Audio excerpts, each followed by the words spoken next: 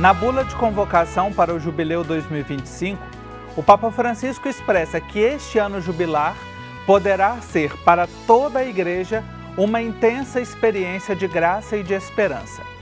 Este é o terceiro jubileu do século XXI e certamente muitos de nós recordamos de algum fato ou temos memórias destas celebrações. Para a gente conversar sobre os mais recentes jubileus, eu recebo o padre Edgar Silva Júnior. Ele é missionário saletino, atualmente em missão em Valença, no estado da Bahia, na diocese de Amargosa. Ele trabalha com as comunidades eclesiais de base e esteve em missão no Moçambique, na diocese de Pemba. Padre Edgar, uma alegria tê-lo aqui no nosso programa Igreja Sinodal. Seja muito bem-vindo. Muito obrigado pela saudação. Da mesma forma, eu quero saudar a todos que acompanham este programa. Vai ser bom a gente estar juntos nesse momento, conversando sobre esse tema tão importante na caminhada da Igreja. Obrigado. Padre Edgar, este século que a gente está vivendo, embora tenhamos vivido apenas 25 anos dele, mas é marcado por muitas transformações na sociedade, evoluções tecnológicas, nas comunicações, dentre tantos outros. Qual o sentido da gente celebrar um jubileu hoje, nesse tempo marcado por tantas transformações? Então, eu vejo da seguinte maneira. Primeiro, recordar que o jubileu é uma tradição bíblica. Portanto, cabe a todos nós, como agente de pastoral, recuperar e fazer memória do sentido de um jubileu, o sentido primeiro de um jubileu. Recordar até a trombeta que toca e anuncia o jubileu. E esse jubileu tinha características próprias. O perdão das dívidas, os escravos devem ser libertados, as terras devolvidas. Esse era o sentido bíblico. A Igreja Católica, portanto, retoma essa tradição, só que eu faço uma comparação com um presente, uma embalagem de presente muito bonita. Às vezes a gente costuma receber um presente e que tem uma embalagem muito, muito bem feita. E muitos param só na embalagem e esquece que o verdadeiro presente está lá dentro. Então, eu creio que pastoralmente cabe a nós fazer esta memória bíblica do jubileu e acolher esse presente que está dentro dessa embalagem. Por que eu estou dizendo essa embalagem? Porque tem hora que nós temos ficado assim muito preso. Eu gosto muito de ter o logo, de ter o hino, de ter a oração. Nós ficamos nos acessórios e esquecemos de descer a fundo no sentido que tem um jubileu, inclusive fazendo esse link, fazendo essa ligação com o jubileu bíblico. Então, ele é muito importante para os nossos dias, desde quando a gente abrace mesmo e recupere o sentido bíblico de um jubileu. Olha aí que maravilha que o Padre Edgar começa a nossa conversa recordando um pouco disso. E para você que está nos acompanhando, o primeiro programa dessa série, a gente destacou exatamente o sentido bíblico, o aspecto do jubileu e o Padre Edgar retoma agora. Mencionava na introdução que a gente teve três jubileus neste século agora, e o primeiro deles, durante o pontificado de João Paulo II, que foi o jubileu do ano 2000, e que foi chamado de o Grande Jubileu.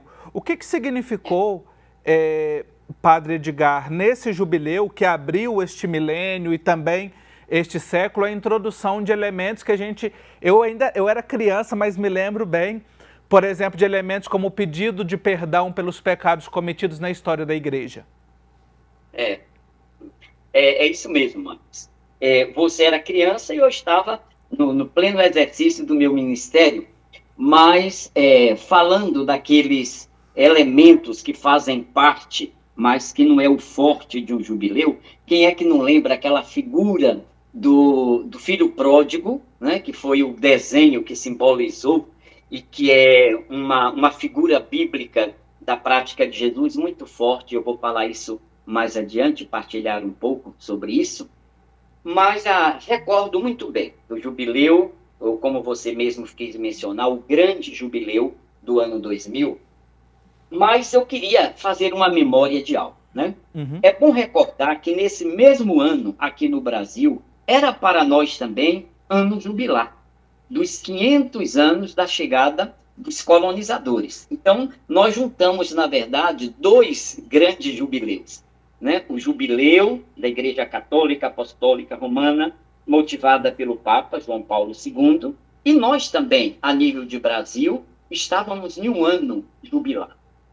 E naquela ocasião, havia duas maneiras de pensar este acontecimento. Vocês vão me dar permissão para eu fazer a ligação do jubileu da misericórdia com o nosso jubileu. Então, naquela época, tinha duas maneiras de pensar o jubileu aqui do Brasil.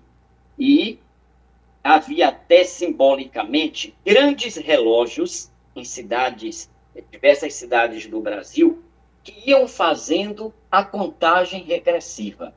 E nós, naquela ocasião, a gente dizia assim, os nossos 500 são outros 500. E aí o que é que nós fizemos? Juntamos o jubileu da misericórdia, o grande jubileu, como foi dito, né, ao nosso jubileu. E foi quando as comunidades eclesiais de base, também no ano 2000, celebrou o jubileu da misericórdia e o nosso jubileu a partir dos pobres, a partir dos pequenos. E aí a gente até tinha um tema que é fazer memória e assumir compromisso. Então, o perdão proposto em um jubileu, e em particular no grande jubileu do ano 2000, solicitava da gente o gesto de perdão. Mas o perdão não é um gesto apenas de um jubileu. É parte constitutiva do seguimento a Jesus de Nazaré. É parte constitutiva da prática de Jesus. Agora, em um jubileu, o perdão ganha um destaque. Eu digo até assim, é como se fosse um holofote que a gente coloca diante da palavra perdão. Não apenas a palavra, do gesto do perdão. É uma convocação para olhar mais de perto nossas feridas e buscar caminhos para a cura. Então, na verdade, não é algo mecânico, né? Mas é algo que a gente pode dizer assim, que vai na radicalidade, na raiz daquela situação. Então, dessa forma, nós comemoramos, nós celebramos, nós rezamos, nós assumimos compromissos naquele grande jubileu do ano 2000, que, de certa forma, é retomado. Mais adiante eu falo isso, né? Que cada evento, cada momento na igreja não se constitui de um ponto final, mas de reticências. Sim. Interessante isso que o senhor coloca e linka também com o que a gente viveu aqui dos 500 anos, né, no Brasil, no ano 2000.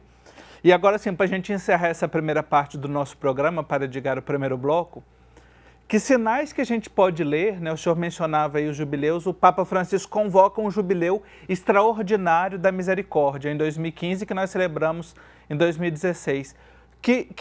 Como é que a gente pode ler isso, essa convocação de um jubileu, especialmente com este tema tão especial?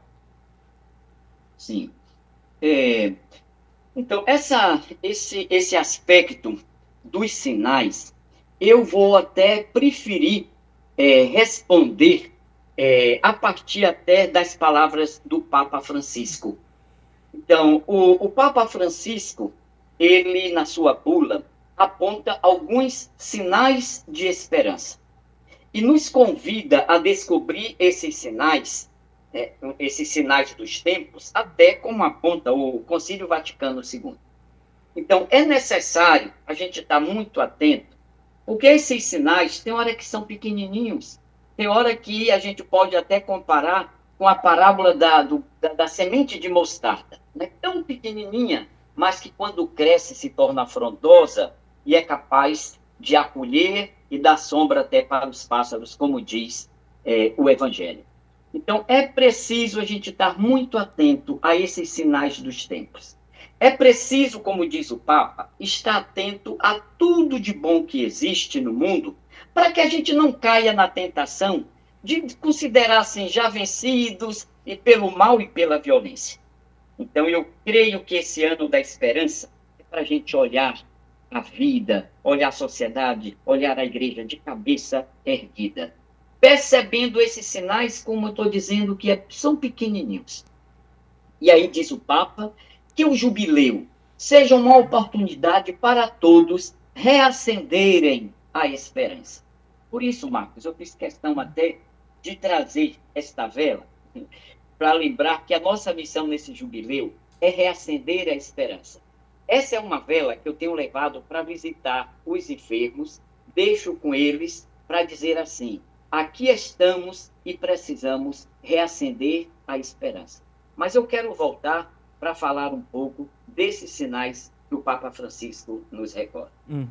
Excelente. Padre Edgar, vamos fazer aqui o seguinte: a gente já está chegando no final desse bloco, nós vamos fazer o intervalo bem rapidinho e já já a gente volta então dialogando. E que bom que o senhor trouxe esses elementos aí, nesse espaço bonito que o senhor preparou para essa conversa com a gente, e este sinal de esperança que é levado aí aos enfermos e às pessoas que o senhor visita. O intervalo, para você que está nos acompanhando, é bem rapidinho. Já já a gente continua olhando para os jubileus e o sentido, os sinais de celebrar um jubileu no século XXI. Até já. Já voltamos com a nossa Igreja Sinodal. Obrigado pela sua companhia neste espaço da gente aprofundar, refletir sobre o caminho sinodal e também ver os sinais de esperança, como essa série que a gente está agora vivendo aqui no nosso programa, sobre o Jubileu 2025, esse jubileu ordinário, Peregrinos de Esperança, que foi convocado pelo Papa Francisco. Quer rever os programas anteriores, tanto dessa série do Jubileu, como os programas sobre o processo sinodal? Está tudo no YouTube, basta você procurar @Igreja Sinodal. Você pode assistir, rever, compartilhar nos seus grupos, nos seus espaços e aproveitar, então, desta oportunidade. Hoje a gente está conversando com o Padre Edgar. Ele é missionário saletino, olhando para os jubileus do século XXI, este século que a gente está vivendo, e a gente terminava falando sobre estes sinais, especialmente nesses 2 jubileus que foram convocados pelo Papa Francisco: o jubileu extraordinário, que foi o jubileu da misericórdia, e o jubileu atual, que é o jubileu de esperança. Padre Edgar, eu me recordo muito bem no jubileu da misericórdia, né, no ano santo da misericórdia, que nós tivemos assim um elemento muito forte, que foi a porta da misericórdia, a porta santa que o Papa Francisco instituiu, e que não foram só as portas santas das basílicas de Roma, foram portas abertas pelo mundo todo. Qual que é o significado, como é que a gente pode olhar para este gesto, este sinal do Papa Francisco em permitir essas portas em tantos lugares? Certo. Marcos, gostei imensamente dessa provocação e vou te dizer por quê. Pessoalmente, eu gosto muito do universo simbólico. Meus amigos todos associam o meu jeito de ser sempre a questão simbólica, e você vê até aqui que no meu espaço os símbolos estão aí presentes. Né? E tem essas flores que são feitas por uma cooperativa aí do sertão aqui da Bahia. Então, para mim, o universo simbólico ele é muito importante, até porque eu trato assim da etimologia da palavra. Simbólico, aquilo que une, aquilo que soma. Diabólico, aquilo que separa, aquilo que desune. Então, no espaço litúrgico, que costumamos chamar igreja, portas e janelas, para mim, são 2 elementos muito simbólicos. E que bom que a igreja, nesse jubileu, toma a porta como símbolo. Eu que juntei a janela, né? Então, para dizer assim, que nossa esperança é uma igreja sempre de janelas e portas abertas. Janelas para entrar o vento impetuoso da eterna rua, que traz a novidade, que modifica as ações caducas da igreja. Mas a porta que nos faz entrar. E eu gosto muito da expressão porta aberta. Então, no jubileu, existe essa dinamicidade da porta aberta. Roma, as dioceses, e aí até te digo assim, a partir das dioceses, e todos sabem disso, e quem acompanha o programa Igreja Sinodal, que cada diocese estipulou algumas paróquias nós temos a alegria e a graça de dos nossos templos aqui, vai ser também uma igreja jubilar. Então, isso é bonito. Só que esse gesto pressupõe também algumas atitudes, né? Então, primeiro até, eu sou muito da gente fazer a ligação com a palavra de Deus. Lembrar até que Jesus se apresenta como a porta. Então, Jesus é sempre essa porta aberta. Recordar também a própria figura de dias atrás do Evangelho, do filho pródigo, que a gente passa por essa porta e encontra Deus Mãe, Deus Pai, de braços abertos a nos acolher e abraçar. Esse é o sonho, essa é a esperança que nós temos, que essa porta aberta encontre do outro lado braços abertos, acolhedores e pessoas para nos abraçar. Agora, diz também a dinâmica do jubileu que a porta abre e a porta fecha. No dia 6 de janeiro de 2026, a porta fecha. Então, a gente precisa ter uma dinamicidade. Se você ficar dentro do espaço e a porta fechar, você vai ficar lá, né, entre quatro paredes. Então, nós temos que estar atentos para entrar, receber o perdão, participar desta dinâmica e sair. E isso tem a ver com o pontificado do Papa Francisco, quando nos pede a igreja em saída. Mas, Marcos e queridos amigos que nos acompanham, eu também tenho uma outra provocação.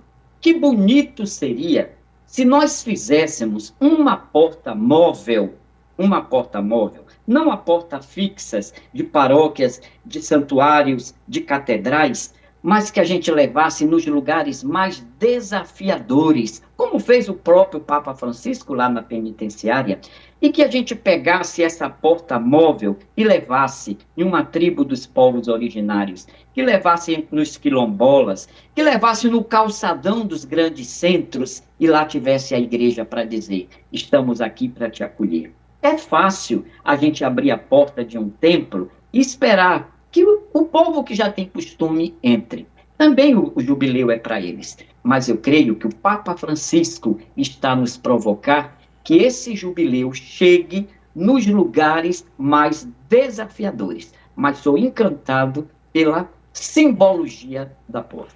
E ainda mais com esses elementos que o senhor traz, nos encanta, e certamente quem tem a oportunidade de olhar, vai olhar com novos olhos, com um novo olhar para esta realidade, né? E que bonita provocação também para a gente viver isso. Eu me recordo, inclusive, no Jubileu da Misericórdia, a primeira porta que o Papa abriu não foi a porta da Basílica de São Pedro, como geralmente acontece, foi uma porta na República Centro-Africana, né? E dali as portas abertas para todo o mundo. Olhando para Edgar, para esse jubileu que a gente está vivendo, né? Esse ano de esperança, este ano santo, qual o legado que a gente pode esperar do Jubileu da Esperança para influenciar a igreja e a sociedade no futuro? Tá. Essa partilha, que eu digo assim, na verdade é que é uma partilha, né, de experiências, de sentimentos, de fé. Tem aspectos que eu tenho que fazer uso do que diz mesmo a proposta do jubileu. Uhum. Então, eu quero fazer uso das palavras do Papa Francisco. O Papa Francisco diz assim, né, que o legado que esse jubileu deve deixar, e ele está em curso, primeiro, é fortalecer a nossa fé. Isso é muito importante, né? O jubileu da esperança está aí para nos ajudar a fortalecer a fé, né? A deixar viva e acesa a chama da nossa fé, né? E um ponto que eu acho muito fundamental, não é tanto ter esperança, mas ser esperança. Eu acho que tem um diferencial. Qual é o legado que o Jubileu da Esperança quer deixar? É pedir a todos para ter esperança. Eu digo não, é pedir a todos, sejam esperança, é ser esperança. Reconhecer o Cristo vivo ressuscitado em nossa vida. quem faz a experiência do ressuscitado, tem aquele mesmo gesto das mulheres que foram correndo em dar a notícia que ele está vivo, ou dos discípulos de Emaús. Então, o jubileu quer também que cada pessoa reconheça o Cristo ressuscitado em nossa vida. É também o legado que ele quer deixar, é uma oportunidade de conversão, de revisão da própria vida, à luz da prática de Jesus. Aí sim, nós vamos nos transformar em peregrinos. A palavra peregrinos não é tão usada aqui na igreja latino-americana. Muito usado na Europa, geralmente chama peregrinação. A gente chama romaria, e as comunidades eclesiais de base adotou a expressão caminhada. Eu acho muito bonita. Então, nós devemos nos transformar em peregrinos da esperança, em caminhantes da esperança. E, nesse sentido, tem um canto antigo das comunidades eclesiais de base, se eu não me engano, é do Frei Mingas, dominicano, já falecido, e você deve conhecer, que diz: peregrinos nas estradas de um mundo desigual, espolhado pelo lucro e ambição do capital, do poder do latifúndio, enxotado e sem lugar. Já não sei por onde andar, da esperança eu me apego em mutirão. Então, todos esses legados estão em curso, e a gente reza para que eles continuem a fazer parte da nossa peregrinação e da nossa caminhada. Amém. Essa romaria que a gente faz aqui, nos levando para a comunhão plena de todas e todos como a igreja que somos. Padre Edgar, que alegria ter a sua presença com essa mística, com esses elementos, nos ajudando a olhar para os jubileus, né? E também a ressignificar. Muito obrigado pela sua participação no programa de hoje. Também. Um abraço para todos e vamos caminhar como peregrinos de esperança. Que assim seja. Obrigado você Amém. Que nos acompanhou no programa de hoje. Que bom a gente construindo este caminho, não é verdade? Olhando para a palavra de Deus, olhando para a história, olhando para o hoje, sermos interpelados e sermos, de fato, peregrinas e peregrinos de esperança. Na próxima semana a gente continua esta reflexão, este aprofundamento e este caminho na nossa série sobre o jubileu. Eu espero você. Até lá!